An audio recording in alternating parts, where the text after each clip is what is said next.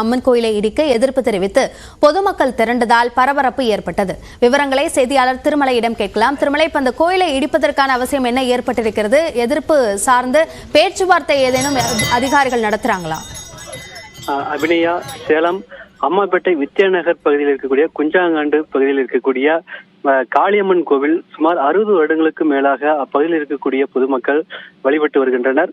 இந்த நிலையில் அந்த பகுதியில் அந்த கோயில் இருக்கக்கூடிய பின்புறம் மாரியப்பன் என்பவர் தனது வீடு இருக்கிறது. அவர் சென்னை உயர்நீதிமன்றத்தில் ஒரு பொதுநல வழக்கு தொடர்கிறார். அந்த வழக்கில் இந்த இருக்கக்கூடிய இந்த காளியம்மன் கோவில் போக்குவரத்துக்கு இடையூறாக இருக்கிறது என பொதுநல வழக்கு ஒன்றை தொடுத்திருக்கிறார். அதன் அடிப்படையில் விசாரணை நடைபெற்ற வந்த நிலையில் அந்த கோயிலை இடிக்க உயர்நீதிமன்றம் உத்தரவிட்டிருக்கிறது. இதன்படி சேலம் மாநகராட்சி அதிகாரிகள் கடந்த சில மாதங்களுக்கு முன்பு இந்த கோவிலை இடிப்பதற்காக வந்துள்ளனர்.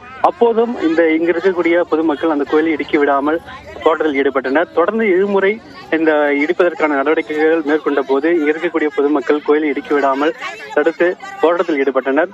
தற்போது 3வது முறையாக மாநகராட்சி அதிகாரிகள் இன்று பொக்லைன் இயந்திரத்தோடு இந்த கோவிலை இடிப்பதற்காக வந்திருந்தனர்.